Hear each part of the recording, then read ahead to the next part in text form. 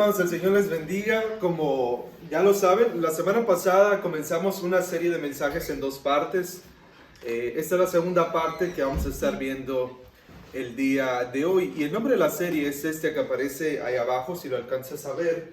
Y son dos pecados en nombre de dar dinero para Dios, ¿no? Se cometen muchos pecados, pero en esta serie estamos explorando dos de ellos. Y en esta ocasión vamos a ver el que aparece ahí en pantalla. Vamos a ver el segundo pecado. Y para hacerlo, por supuesto, vamos a estar en la palabra de Dios, en la Biblia. Y vamos a estar en Hechos 5. Vamos a estar en Hechos 5. Y si me acompañas de una vez a estar ahí, estaría perfecto, porque al final de cuentas, ahí es donde vamos a estar.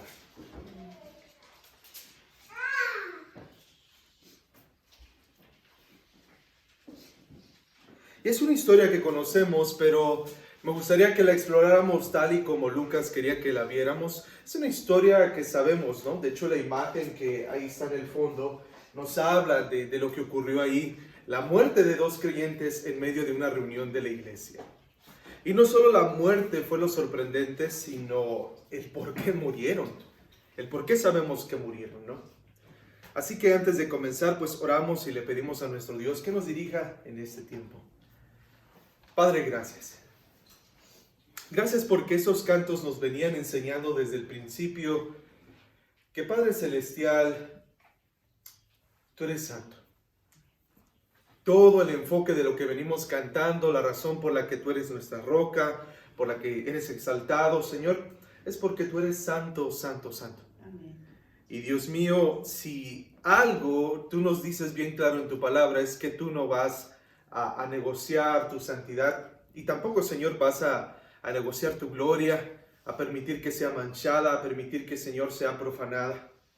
Incluso en tu palabra en el Antiguo Testamento, Señor, tenemos la historia de un hombre que iba cargando, Señor, el arca, tu arca del pacto, y que al ver que se estaba cayendo, quiso detenerla con sus propias manos y, Señor, le quitaste la vida.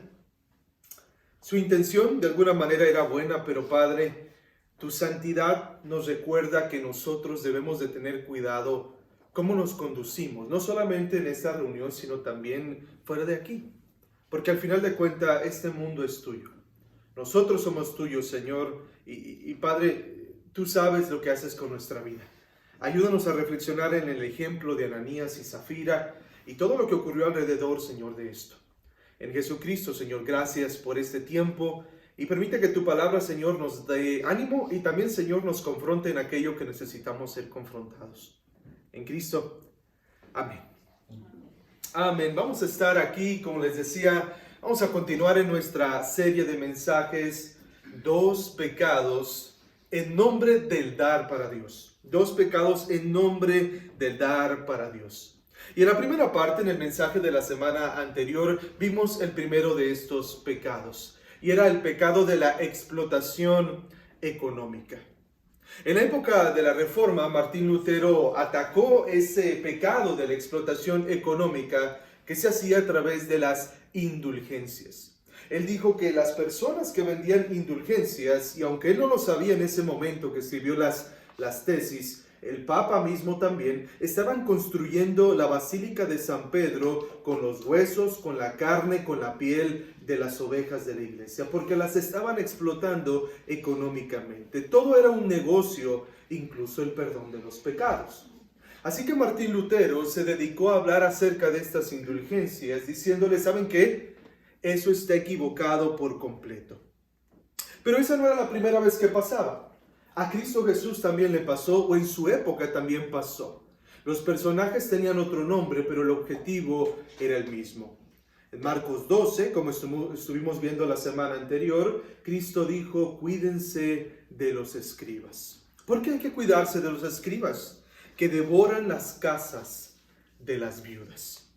Y en esa historia nosotros vimos dos partes acerca del pecado de la explotación económica.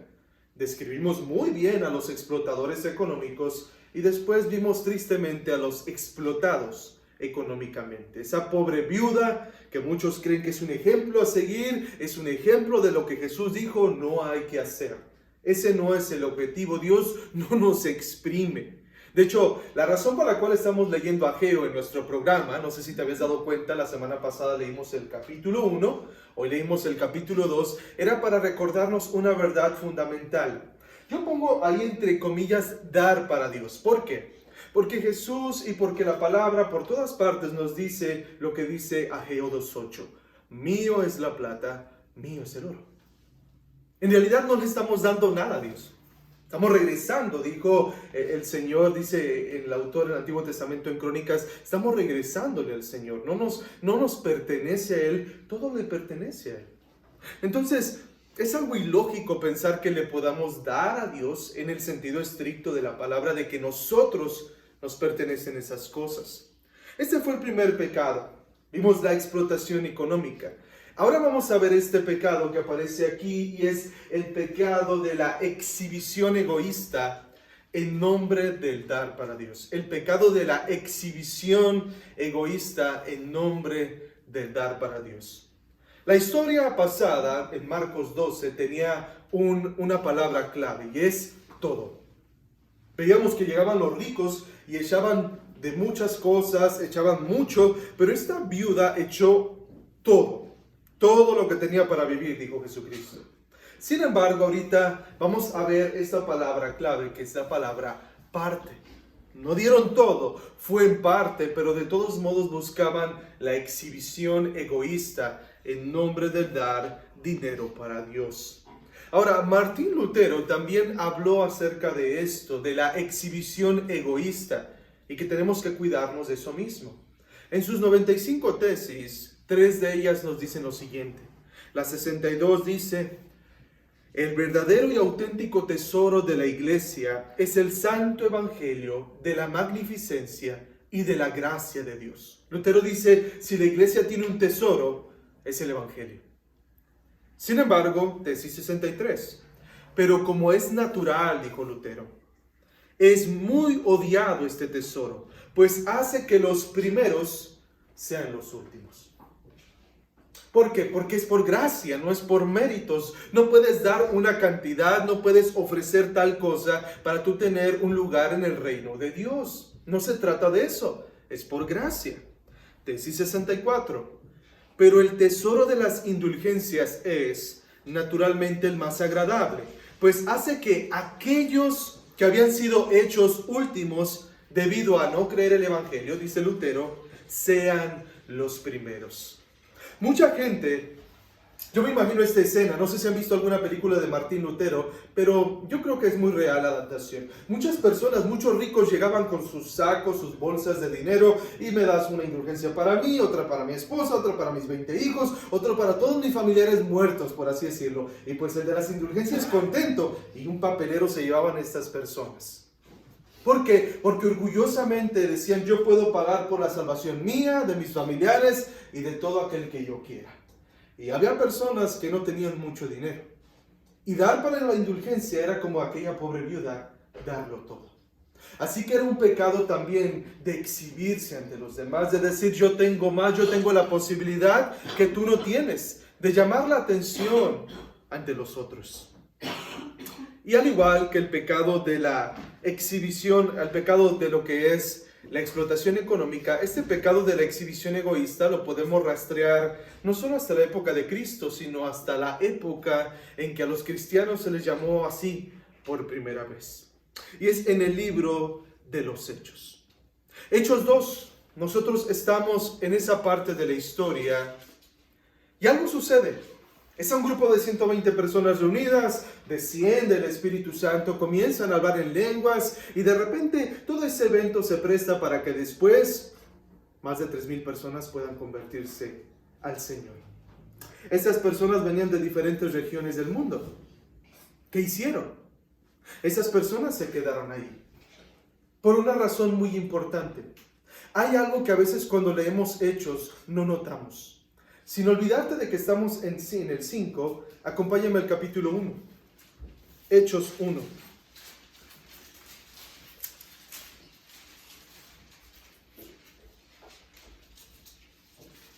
Versículo 9. Hechos 1:9. Dice así. Después de haber dicho estas cosas, fue elevado mientras ellos miraban, y una nube lo recibió y lo ocultó de sus ojos. Mientras Jesús ascendía, estando ellos mirando fijamente al cielo, se les presentaron dos hombres en vestiduras blancas, que les dijeron: varones Galileos, ¿por qué están mirando al cielo? Este mismo Jesús que ha sido tomado de ustedes al cielo, vendrá de la misma manera, tal como lo han visto ir al cielo. Esto es lo que tenían como esperanza, que Jesús regresara muy pronto, inmediatamente, a restaurar el reino de Israel. Y eso mismo es lo que ellos le estaban enseñando a las demás personas. ¿Sabes qué? Te acabas de convertir. Una de las grandes promesas que tenemos, o la más grande, es que Cristo va a regresar. Se acaba de ir hace poco, hace algunas decenas de días atrás, se acaba de ir, pero va a volver. Así que quedémonos aquí para esperarlo juntos. Eso fue lo que ocurrió. Ahora, ¿qué pasa cuando muchas personas que vienen de fuera duran mucho tiempo en un lugar? Pues comienzan a tener necesidades. Es común. Es como cuando tú tomas un viaje y no planeabas quedarte 1 o 2 días más y comienzas a lo mejor a verte en situaciones más apretadas. En este caso ocurrió lo mismo con ellos. Comenzaron a tener necesidades. ¿Y qué fue lo que ocurrió? Capítulo 2 de Hechos.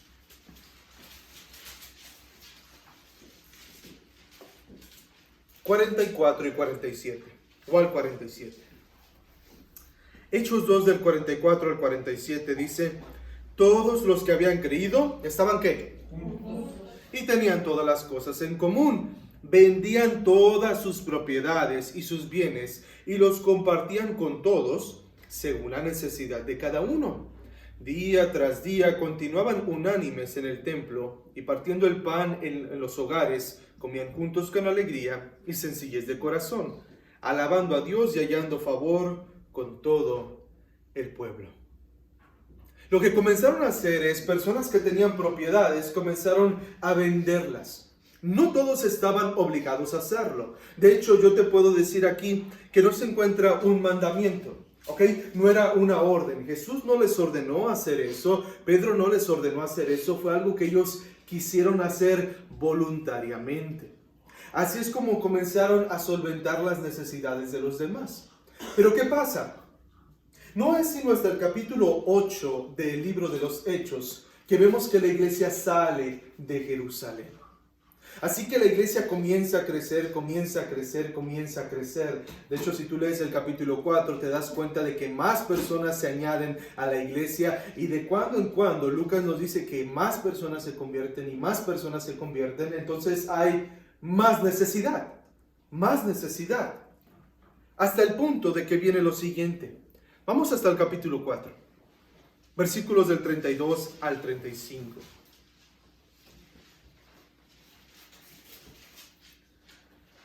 Hechos 4 del 32 al 35. La congregación de los que creyeron era de un corazón y un alma.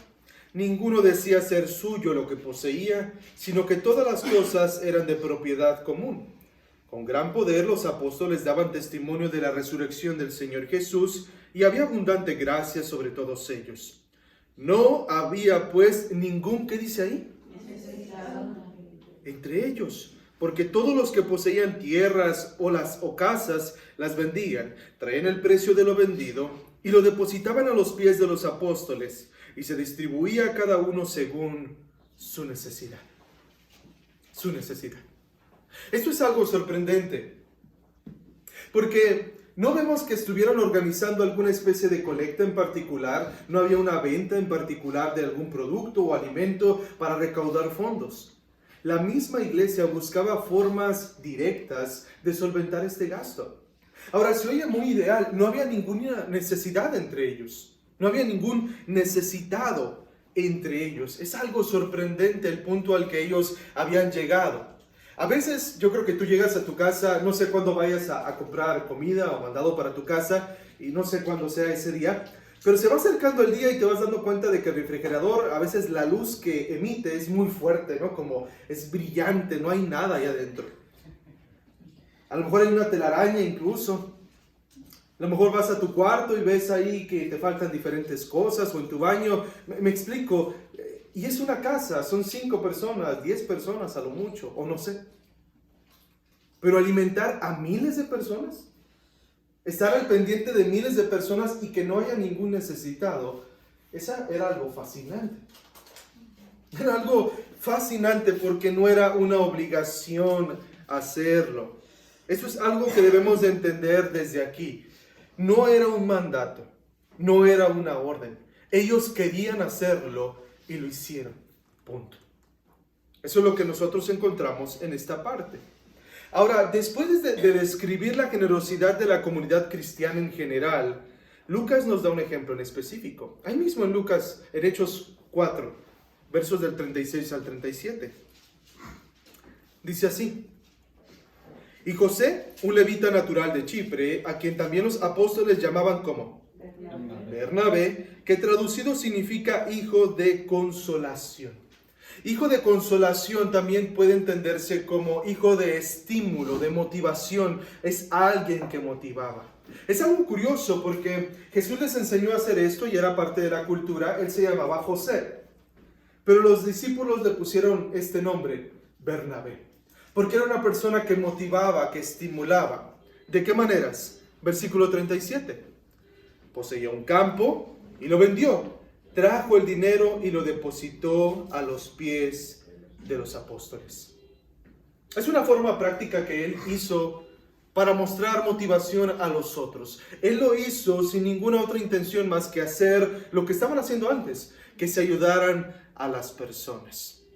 Ahora, hay algo muy curioso. En cierta ocasión una persona se me acercó y me preguntó lo siguiente: ¿por qué en muchas iglesias se les pide que pongan su nombre en el sobre?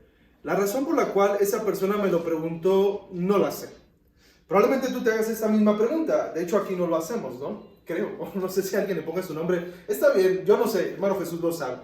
Para que vean qué tan enterado estoy de eso. Yo no lo sé. Pero esa persona me preguntó por qué lo hacemos. No quiero que sepan cuánto doy. No quiero que sepan si doy, si no doy. Aquí vemos un registro básico de que la gente sabía quién daba. Era una forma común. No era una razón para, como dice aquí, exhibirse, pero era una forma de saber que tú habías dado eso. No para que nosotros te aplaudamos a ti, pero una forma de entender que tú también estabas apoyando este lugar y apoyando la obra del Señor. Eso es lo que nosotros podemos notar también aquí en la historia de Bernabé. Era una persona que todos supieron que había dado. No porque Bernabé había dicho, lo más seguro, sino a lo mejor los apóstoles, Bernabé tenía una propiedad y la vendió y ahora ese dinero lo podemos utilizar para hacer otras cosas. Simplemente eso. Simplemente eso. Ahora, hay un libro muy interesante que se llama Rico de todas maneras. Y su autor es el hermano Jim Getz. Y él dice lo siguiente acerca de esto de Bernabé: los cristianos necesitan ser capaces de observar a otros creyentes que son fieles en compartir sus posesiones materiales. Los cristianos necesitan ser capaces de observar a otros creyentes que son fieles en compartir sus posesiones materiales. Seguir ejemplos. Él dice así: este principio está en contra del fuerte énfasis de la confidencialidad que a menudo acompaña el acto de ofrendar de los cristianos del día de hoy. Nadie puede negar que lo que hizo Bernabé fue visible no solo a los apóstoles, sino también a otros cristianos y hasta los no cristianos en Jerusalén. El Espíritu Santo quería que Bernabé en específico y la iglesia de Jerusalén en grupo fueran un modelo visible para los creyentes a través de los siglos. Y es por eso que dirigió a Lucas a escribir esta parte de la historia. Bernabé hizo esto. No se hablan de cantidades. De hecho, algunos dicen que el terreno probablemente no era muy grande. Algunos expertos bíblicos, investigando esa palabra que se utiliza para hablar de la propiedad, dicen, esa parece que no era una propiedad muy grande, pero ese no es el enfoque. El enfoque es el objetivo que él tenía al hacerlo, vender esa propiedad. Eso es lo importante en esta ocasión, y que trajo eso a los pies de los apóstoles. Pero también sabemos que toda la gente lo supo, no solo porque Lucas lo escribió aquí, sino por lo que ocurre a continuación. Aparece el capítulo 5, pero en realidad no es una historia diferente. sigue con el mismo tema, pero ahora en lugar de presentarnos un modelo positivo del dar, nos va a dar un modelo negativo del dar, un modelo equivocado del dar. Dos miembros de esta iglesia, Ananías y Zafira, su esposa, como muchos otros miembros, vendieron un terreno que poseían. Muchos lo hicieron, no solamente Ananías, Zafira y Bernabé. Sin embargo, a diferencia de Bernabé, retuvieron parte del precio para su uso privado, como tenían todo el derecho de hacer. Y Ananías trajo el resto a los apóstoles para que lo utilicen para beneficio de la comunidad, pero presentó su monto como el total del precio de la venta de lo recibido. Así dice el versículo 1 y el versículo 2. Ese fue el problema, lo que él quería hacer ver a los demás. Aquí, si tú lees el versículo del 1 al 11 o los versículos del 1 al 11, tú no vas a encontrar estos conceptos de exhibición egoísta. Vas a encontrar que el pecado que ellos cometieron abiertamente fue otro. Fíjate lo que dice a continuación en el versículo 3. Pero Pedro dijo a Ananías: ¿por qué ha llenado Satanás tu corazón para, ¿qué dice? Mentir al Espíritu Santo. Y después nosotros encontramos la otra palabra más adelante en el versículo 9. Entonces Pedro le dijo: ¿por qué se pusieron de acuerdo para poner a prueba el Espíritu del Señor? Poner a prueba el Espíritu del Señor. Versículo 4 también, Pedro dice: mientras estaba sin venderse, no te pertenecía, y después de vendida no estaba bajo tu poder. ¿Por qué concebiste este asunto en tu corazón? No has ¿qué? Mentido a los hombres, sino a Dios. La pregunta aquí es la siguiente: ¿qué no habíamos dicho que vamos a hablar de la exhibición egoísta? ¿Por qué está hablando de la mentira aquí? ¿Cuál es entonces el pecado que ellos cometieron? Y aquí vamos a entrar a algo muy interesante que debes de saber, y que yo creo que a lo mejor ya sabes también, acerca de la mentira, ¿ok? De la mentira. Alguien dijo que se puede argumentar que alguna forma de miedo, de temor, motiva todas las mentiras. Tenemos miedo a algo y por eso mentimos, ¿ok? Tú tienes miedo a algo y por eso mentimos. Y por eso mientes. A menudo es muy útil explorar a qué le tienes miedo para saber por qué mientes. Una persona que ama el dinero puede mentir para ganar riqueza o para evitar perderla. Una persona que ama la aprobación de los hombres puede mentir para agradarle a las personas. El pecado de la mentira es un pecado muy especial, si puedo utilizar esta palabra, porque es un pecado que nos ayuda a cubrir o a intentar evitar aquello que nosotros tememos. Mentimos porque tenemos miedo de algo. Si alguien te confronta con algo, tú mientes porque no quieres que te expongan, no quieres que te avergüencen. Si alguien te dice: oye, fuiste a tal parte o te vi en tal parte, no era yo, lo comienzas a negar porque no quieres admitirlo. Así que el temor es la semilla de las mentiras. El temor es el terreno, es la tierra, es la semilla donde crecen las mentiras. Si tú quieres saber por qué dijiste una mentira, tienes que ver a qué tenías miedo. Y en este caso, por eso decimos que el pecado de Ananías y Zafira, como resultado tuvo mentir, pero en el fondo era exhibirse egoístamente. Ellos no querían perder ni su dinero, pero querían ganar una buena reputación ante los demás. Ellos no querían perder su dinero, por eso ellos quedaron con una parte, pero dijeron: vamos a decir que damos todo para poder ganar una buena reputación. Y ese es un ganar-ganar. De esta manera es como nosotros vamos a entrar a esta parte de la historia. Vamos a ver lo primero: los exhibicionistas egoístas exhibiéndose ante la iglesia. Los exhibicionistas egoístas exhibiéndose ante la iglesia. Lo leemos y dice así, versículo 1 al 2. Encontramos un gran pero, ¿verdad? Pero, por otra parte, podría ser también: cierto hombre llamado Ananías, con Zafira su mujer, vendió una propiedad y se quedó con parte del precio. sabiéndolo también su mujer, y trayendo la otra parte la puso a los pies de los apóstoles. Voy a comenzar de lo último y me voy a regresar a lo primero. Esta acción, no sabemos si literalmente lo hacían así. Algunos creen que literalmente llegaban con su bolsita de dinero y a los pies de los apóstoles. Otros creen que era una expresión cultural, ¿no? Porque poner algo a los pies de las otras personas es decirle, ¿sabes qué? Tú encárgate de eso. Es estar bajo su autoridad. Estar bajo los pies de alguien es estar bajo su autoridad, su control. Era como decirle, este dinero ya no me pertenece, ustedes úsenlo como bien les parezca. Está bajo su autoridad. Pero vámonos regresando ahora hasta el principio. ¿Cómo se refiere Lucas a Ananías? ¿Cómo le llama? Cierto hombre. Y a lo mejor nosotros pudiéramos decir, mira, ni siquiera dijo que era hermano, ni siquiera dijo que era cristiano en esta ocasión. Pero no es el enfoque de Lucas, porque él ya le ha llamado hombres, incluso a los apóstoles antes, él ya le ha llamado hombres a los hermanos de la iglesia en general, y también, como vimos en en Hechos capítulo 1, él se refiere a hombres con vestiduras blancas, a los ángeles. Así que si le llama hombre en este caso no era porque dijera actuó como un ser humano en su pecaminosidad. No, no es el objetivo aquí. Lo que es chocante en esta historia no es eso, sino los nombres que tenían estas personas. Ananías y Zafira.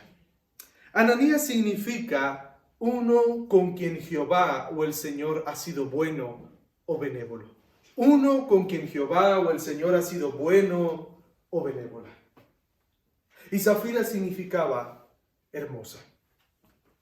Hermosa. Y lo interesante es que si tú no supieras estos datos, a lo mejor dijeras, bueno, son nombres cualquiera, como Miguel, como Pablito, lo que sea. Pero esto es lo contrastante. Y es por eso, pienso yo también, y lo que viene después en la historia, que el Espíritu dirige a Lucas a escribir esta historia para nosotros el día de hoy. Uno con quien el Señor ha sido bueno, él no fue bueno con el Señor. Y una mujer hermosa de nombre hizo una acción horrible. Ese es el enfoque de Lucas, ese es el contraste que él quiere generar con nosotros y con los que leían esta historia. ¿Qué fue lo que hicieron ellos? Este matrimonio se quedó con parte del precio. Con parte del precio. El sentido de esta frase es apropiarse indebidamente de dinero. Apropiarse indebidamente de dinero. Eso es lo que significa. En el libro, en la carta de Tito, Pablo lo utiliza como la palabra defraudar. Defraudar. Eso es lo que hicieron ellos aquí.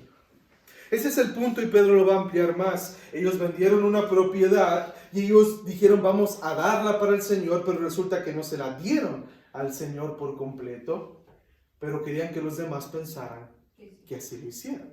Por eso es un fraude, por eso era apropiarse indebidamente de este dinero.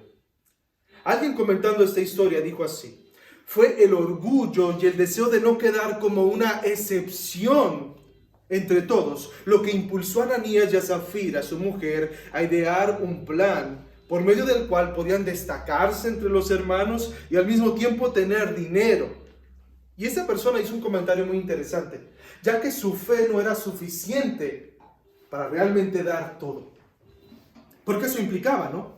Si tú vendes una propiedad en la actualidad, desconozco los precios totales de una propiedad en la actualidad, pero yo creo que ya vale algunas decenas o cientos de miles de pesos. ¿Estarías tú dispuesto a pararte enfrente de todos los demás y decir, ¿saben qué? Yo voy a donar todo eso para la iglesia? Es una decisión complicada, pero una vez más, nadie estaba obligado a hacerlo. No era una obligación, no era de que ahora que eres cristiano, averigua qué cosas puedes vender para venderlas y después traerlas a la iglesia. No era una obligación, era algo voluntario. Nadie tenía que hacerlo a la fuerza, pero así lo hicieron ellos. Este hermano dice a continuación lo siguiente: no se trata, lo que hicieron Ananías y Zafira, no se trata de un fallo momentáneo de fe o de amor, sino de una acción en contra de todo lo que significaba el testimonio de la iglesia en ese tiempo. La acción de ellos venía a contradecir todo lo que estaba ocurriendo. Como te digo, Bernabé, Ananías y Zafira eran unos pocos de los muchos que hicieron lo mismo. Pero Lucas quiso destacar esos dirigidos por el Espíritu Santo. No eran los únicos. Pero en esta ocasión, lo que ellos hicieron fue tan horrible, tan terrible, que lo destaca por lo chocante que fue en esta ocasión. Ahora, ya vimos a los exhibicionistas egoístas exhibiéndose ante la iglesia, ante Pedro. Ahora vamos a ver los exhibicionistas egoístas exhibidos ante la iglesia. Lo que viene a continuación es la exhibición de parte de Dios, de su pecado, de su maldad. Alguien dijo, es difícil exponer el egoísmo, porque hay distintos grados de él, así como de la sutileza que empleamos para demostrarlo. El egoísmo de una persona podría ser burdo, obvio. En general, a alguien así no le importa lo que los demás piensen de él. Sin embargo, dice este hermano, a la mayoría de nosotros sí nos importa la opinión de los demás. Así que nuestro egoísmo es más delicado y refinado. Este fue un plan que idearon Ananías y Zafira entre ellos dos, solo ese matrimonio. Y el objetivo, ya lo dijimos, era exhibirse, pero eran egoístas al mismo tiempo. Hubiera sido pecado, por supuesto, también, si ellos hubieran dado todo y lo hubieran hecho con ese objetivo, de exhibirse. Pero su pecado era una combinación de exhibicionismo y egoísmo. Queremos las dos, no solamente una. Queremos las dos cosas para nosotros mismos. Ahora, a continuación, nosotros vemos que Pedro los confronta, pero antes de pasar a ese momento de la historia, nosotros tenemos que recalcar eso. Solamente lo sabían Ananías y Zafira. Ese fue un plan que sabían ellos dos, solo ellos dos. Y Lucas, cuando quiere dejarnos saber que una persona escuchó algo y va y lo dice, nos lo dice de verdad. Hay otro ejemplo en Hechos de cuando sucede una escena así. Acompáñame a Hechos 23. Hechos 23, del 12 al 16.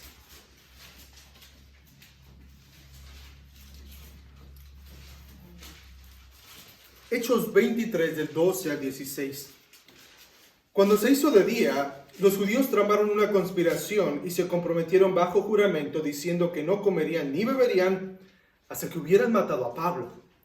Los que tramaron este plan eran más de 40 hombres, los cuales fueron a los principales sacerdotes y a los ancianos y dijeron: nos hemos comprometido bajo solemne juramento a no probar nada hasta que hayamos matado a Pablo. Ahora pues, ustedes y el concilio avisen al comandante para que lo haga comparecer ante ustedes, como si quisieran hacer una investigación más minuciosa para resolver su caso. Nosotros, por nuestra parte, estamos listos para matarlo antes de que llegue. Así que quiero decirte algo. Hechos tiene 28 capítulos.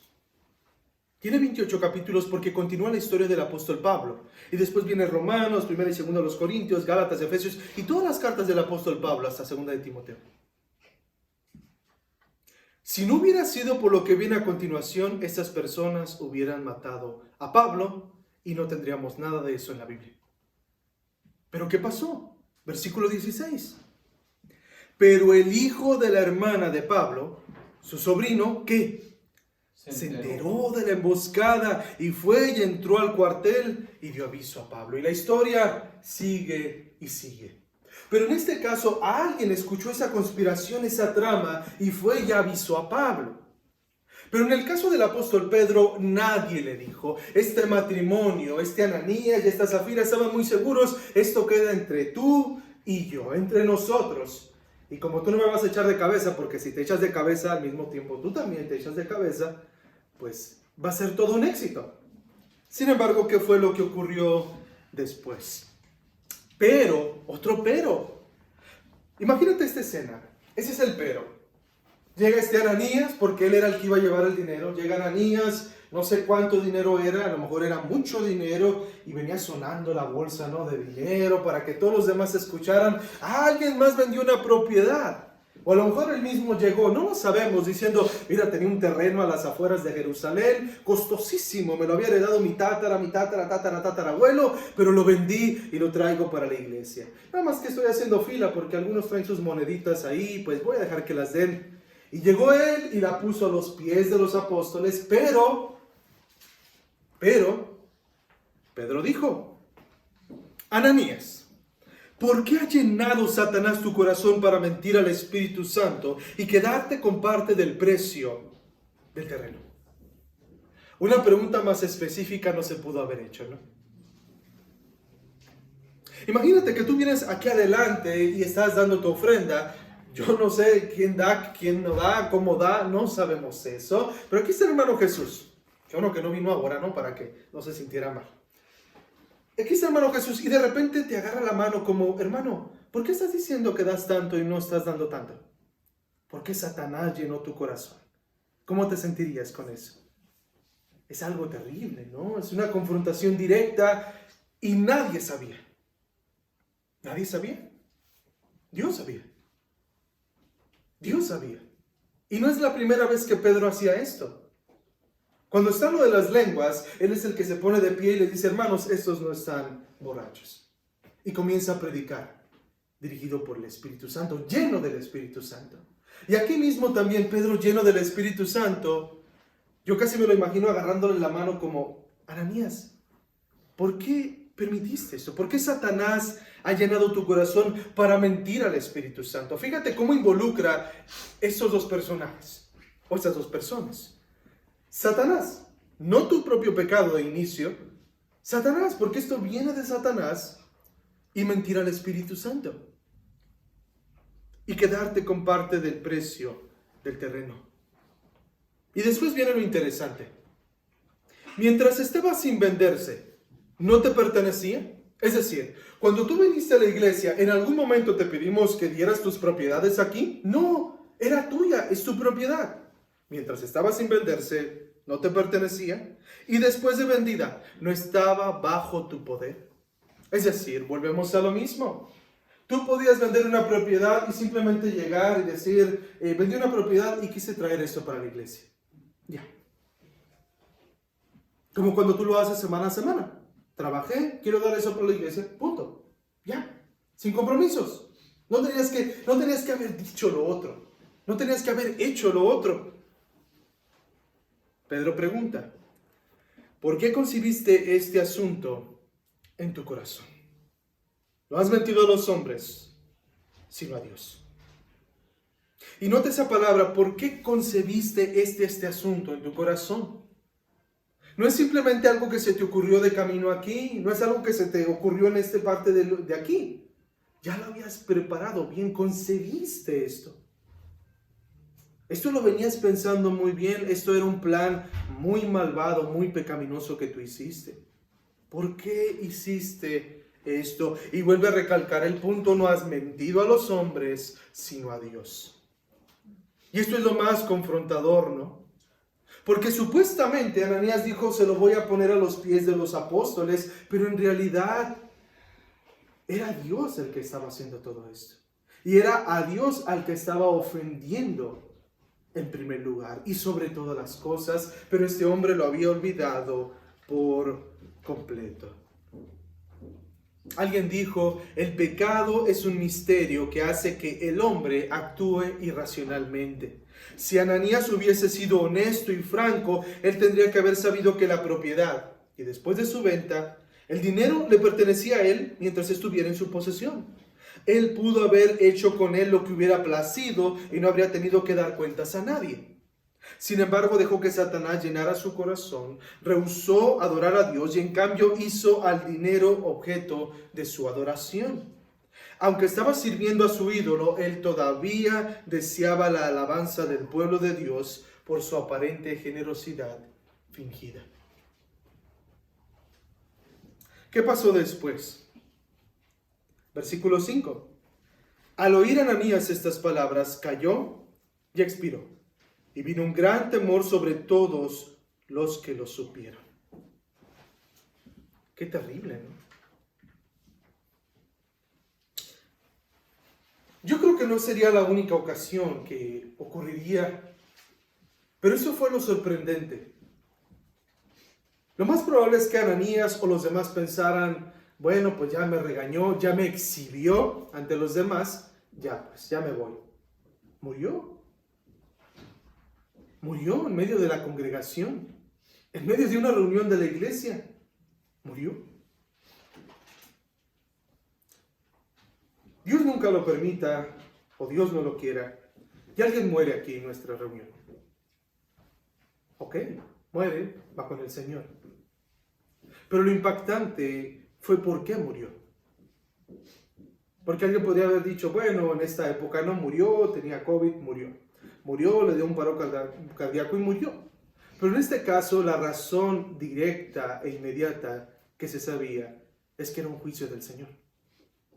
Y eso fue lo sorprendente en este caso, como por una mentira, como por una exhibición egoísta, el Señor le quitó la vida. Después, ¿qué dice? Entonces los jóvenes se levantaron y lo cubrieron y sacándolo le dieron sepultura. Inmediatamente lo fueron a sepultar. Ese hombre ya está muerto, hay que envolverlo, hay que llevarlo a una tumba. Se fueron.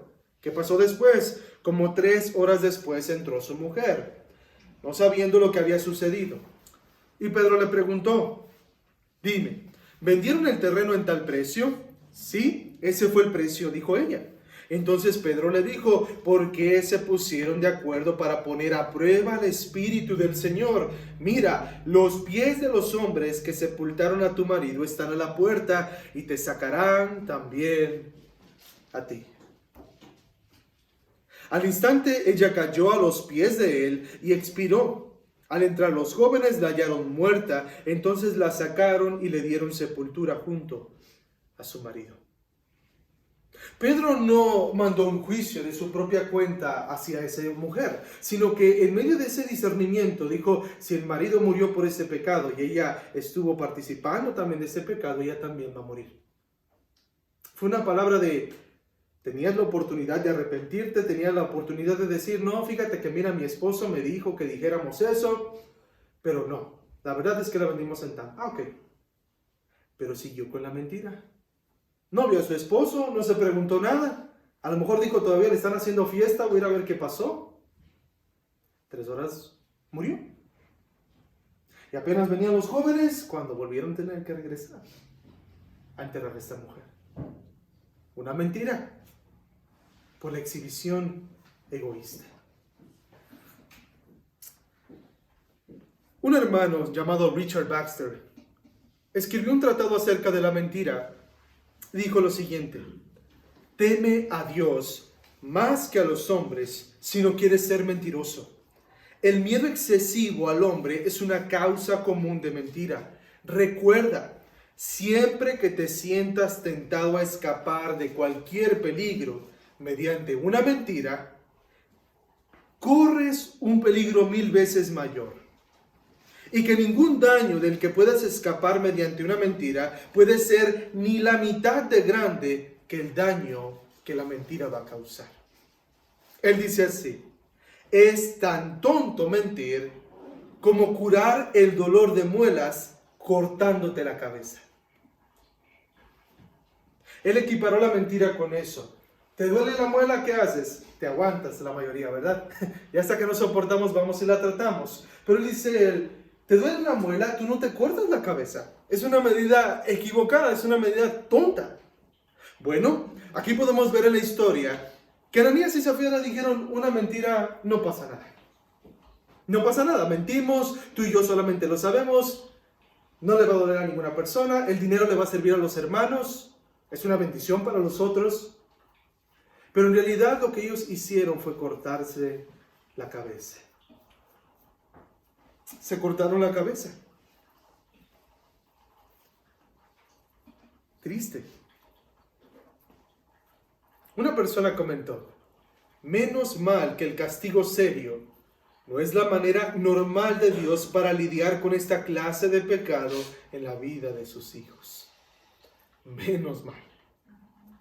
Pero en esta ocasión, dice, Dios le recordó a los creyentes de una manera muy dramática lo serio que es obviar sus instrucciones y actuar a propósito fuera de su voluntad. De su voluntad. ¿Cuál era la voluntad de Dios? ¿O cuál es la voluntad del Señor para su iglesia? Cuando recién la iglesia, por así decirlo, nació, creció, nosotros notamos algo que a lo mejor no siempre podemos darnos cuenta. Pero notamos algo que ocurrió en la iglesia. Hechos 2:43. Hechos 2:43.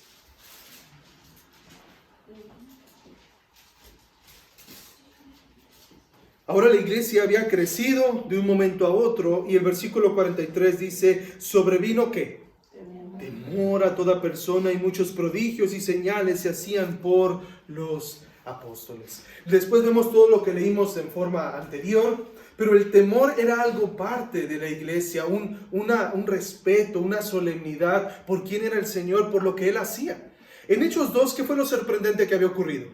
Lenguas.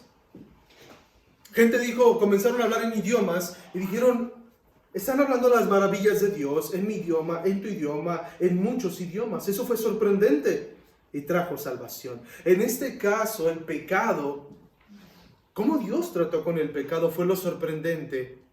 ¿Y qué pasa? Según el versículo 11 de Hechos 5. Hechos 5:11 trae esta conclusión.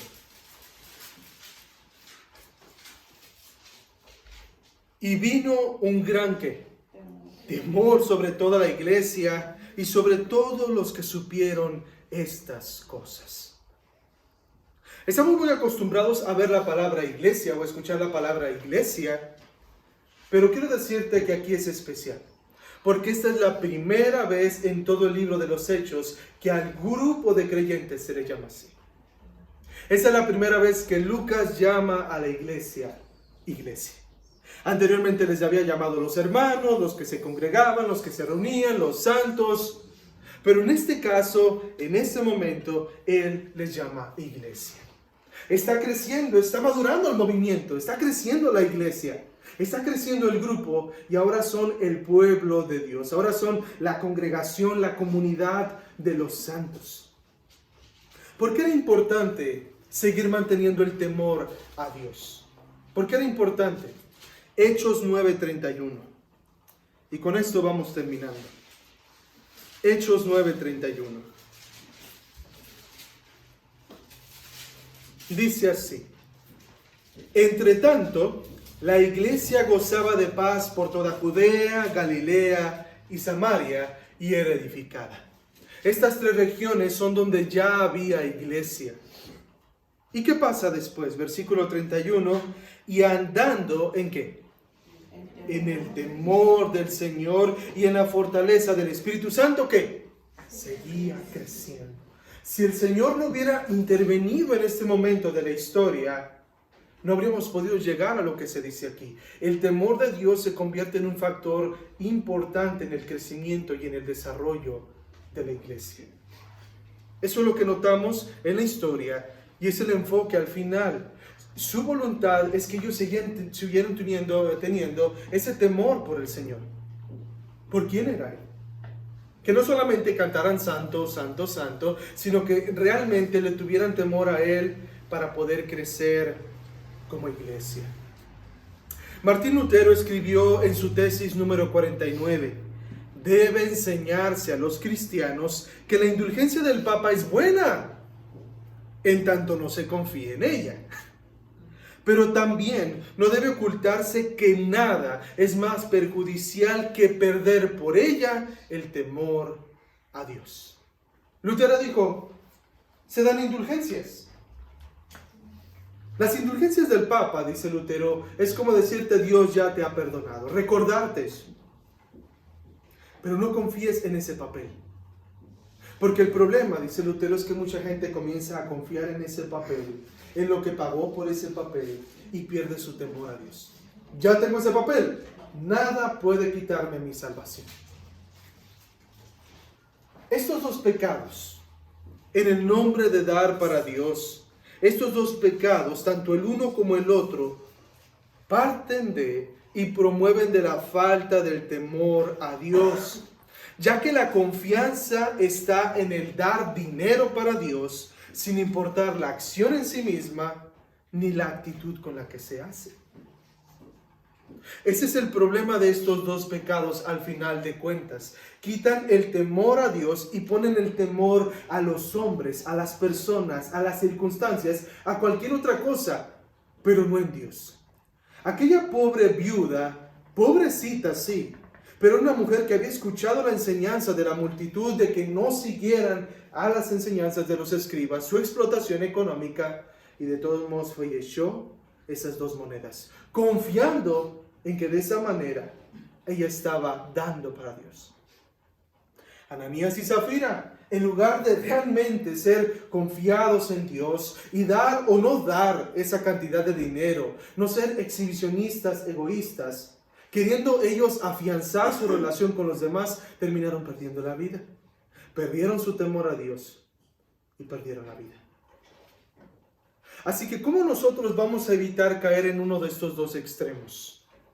¿Cómo nos vamos a evitar convertir en una iglesia de la prosperidad? ¿Cómo vamos a evitar convertirnos en una iglesia que promueve la salvación por medio del dinero? O buscar nosotros individualmente exhibirnos ante los demás, manteniéndonos en el temor a Dios. Si tú temes a Dios en tu corazón, no importa dónde estés, cuánto tengas, cuánto des, siempre podrás estar seguro de que lo que estás dando lo haces como para el Señor y no para los hombres. Pero si en tu corazón la motivación es como de Ananías y Zafira o como aquella viuda, tú estás pecando. Estás pecando. Porque no se trata solo de la sinceridad, sino de asemejarnos a hacer su voluntad. Así que cuidémonos y enfoquémonos en lo que dijo el Señor. Mía es la plata, mío es el oro. Tú no me estás dando nada. Y al darme tú algo, simplemente me estás regresando de lo mucho que yo te doy. No estás ganando puntos. Estás haciendo lo que un buen siervo fiel hace. Oramos. Señor, muchos pecados se cometen en nombre de dar para ti. Muchos pecados.